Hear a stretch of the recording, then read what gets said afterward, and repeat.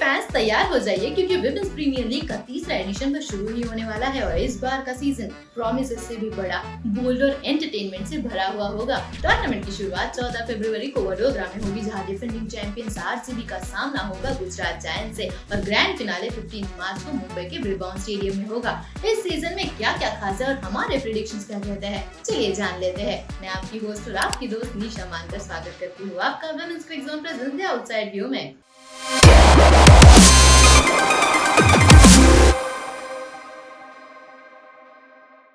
Mini auction के बाद हर team में नए कॉम्बिनेशन और फ्रेश स्ट्रेटजीज देखने मिली। गुजरात जायंट्स ने डिएंड्रा रॉटिन को टीम का वापस हिस्सा बनाकर एक गुड नोट पे एंड किया था ऑक्शन। यूपी वॉरियर्स ने ऑस्ट्रेलिया की star leg spinner Alana King को अपने स्क्वाड में शामिल किया, जो अपना WPL डेब्यू करेगी। दिल्ली कैपिटल्स ने डोमेस्टिक सर्किट की प्रॉमिसिंग बैटर और under nineteen T20 world cup winning captain Nikki Prasad को टीम में इंक्लूड किया है और दो नए विकेट कीपर्स इंसेरा ब्राइस और नंदिनी कश्यप को भी टीम का हिस्सा बनाया है। मुंबई इंडियंस में नहीं है ज्यादा बदलाव, नदीम डिक्लर्क ने ज्वाइन किया है ईसी वॉन्ग की जगह और यंग डी कमलिनी भी है टीम में। आरसीबी का आधा ओवरसीज कंटिंजेंट भी चेंज हो गया है टूर्नामेंट शुरू होने से पहले ही। चार्ली डीन, हेदर ग्राम और किम गार्ड ये तीनों डेब्यू करेंगे आरसीबी कलर्स में। इस सीजन में 4 होस्ट सिटीज वडोदरा, बेंगलुरु, लखनऊ और मुंबई में मैचेस शेड्यूल किए गए हैं, जो टूर्नामेंट की डायनेमिक्स को और भी इंटरेस्टिंग बनाते हैं। वडोदरा में ओपनिंग मैचेस होंगे, बेंगलुरु और लखनऊ में क्रूशियल लीग मैचेस खेले जाएंगे और मुंबई में एलिमिनेटर और ग्रैंड फिनाले खेला जाएगा। टीम्स के बारे में जाने तो स्मृति मांद्रा की कैप्टनसी में डिफेंडिंग चैंपियंस एक और सॉलिड परफॉर्मेंस देने के लिए रेडी है,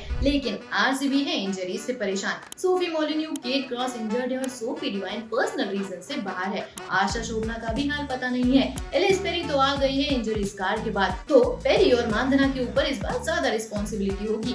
ये भी देखना होगा कि चार्ली डीन, हेदर ग्राम और किम गार्ड कैसे परफॉर्म करेगी। यंग गर्ल्स राघवी बिस्ट और कनिका आहूजा पर भी रहेगी हमारी नजरें। आरसीबी के लिए one of the players to watch out for होगी ऋचा घोष। ऋचा घोष आजकल ग्रेट फॉर्म में चल रही है और बिग हिटिंग की जिम्मेदारी उनके ऊपर तो जरूर होगी। हरमनप्रीत कौर के अंडर एमआई का स्क्वाड हमेशा एक स्ट्रॉन्ग टीम है और लास्ट ईयर के फाइनल मिस आउट होने के बाद वापस ट्रॉफी जीतने की कोशिश में रहेगी ये टीम।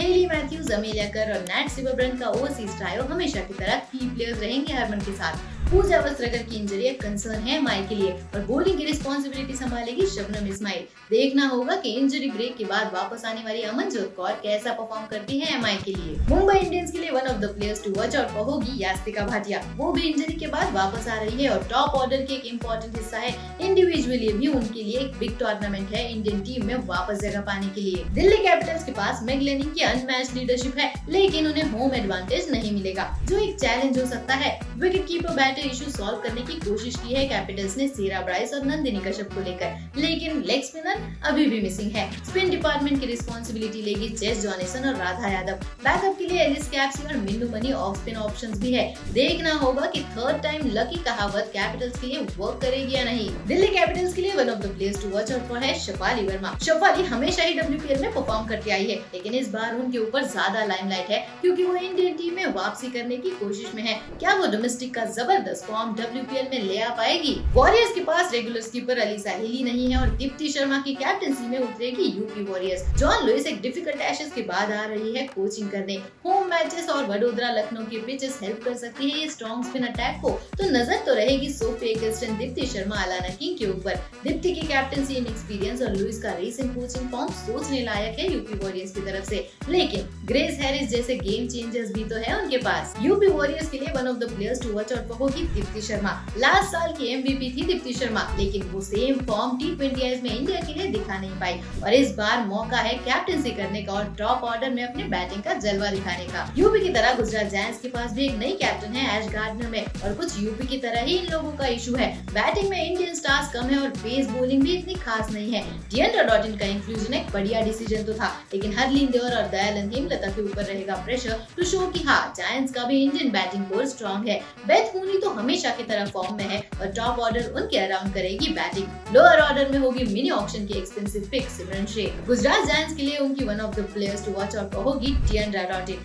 डिएंड्रा रॉटिन पहले सीजन में जायंट्स के लिए खेलने वाली थी, लेकिन कुछ कंट्रोवर्सीज हुई थी। लगता है कि दोनों पार्टीज अब ये सब भूलकर एक नया चैप्टर शुरू करने के लिए तैयार है। प्रेडिक्शंस की बात करें तो मिनी ऑक्शंस के बाद भी बैलेंस के लिए स्ट्रगल कर रही है यूपी वॉरियर्स और गुजरात जायंट्स। हमें लगता है कि ये दोनों टीम्स वुडन स्पून के लिए कम्पीट करेगी। स्क्वाड देखें तो दिल्ली कैपिटल्स टाइटल जीतने के लिए स्ट्रॉन्गेस्ट कंटेंडर्स लग रहे हैं। दोनों सीजन्स में बैक टू बैक फाइनल्स खेलने के बाद प्रेशर में तो होगी कैपिटल्स ट्रॉफी जीतने के लिए, लेकिन जिस तरह से स्मृति मंदाना का फॉर्म चल रहा है उन्हें रोकने वाला कोई नहीं है और स्मृति आरसीबी के लिए सबसे ज्यादा रन्स बनाने वाली प्लेयर हो सकती है। लेकिन हमारे प्रेडिक्शंस ये कहते हैं कि इस बार फिर से इनॉग्रल एडिशन की तरह मुंबई इंडियंस ट्रॉफी उठाएगी, वो भी अपने होम ग्राउंड मुंबई में। ये तो सिर्फ शुरुआत है। याद है वो पहले सीजन का टैगलाइन, WPL का ये सीजन होगा बिगर और बेटर। खूब सारे थ्रिलिंग मोमेंट्स और राइवलरीज देखने को मिले, यही चाहिए हमें बस। तो आप अपनी फेवरेट टीम को चीयर करना मत भूलिए और विमेंस क्रिक जोन के साथ जुड़े रहिए फॉर एक्सक्लूसिव कवरेज। आपके प्रेडिक्शंस क्या कहते हैं? क्या डिफेंडिंग चैंपियंस अपना मैजिक कंटिन्यू करेगी या कोई नई टीम सबका दिल जीतेगी? हमें कमेंट सेक्शन में जरूर बताइए। आज के लिए बस इतना ही। हम फिर मिलेंगे विमेंस क्रिक जोन प्रेजेंस के आउटसाइड व्यू में।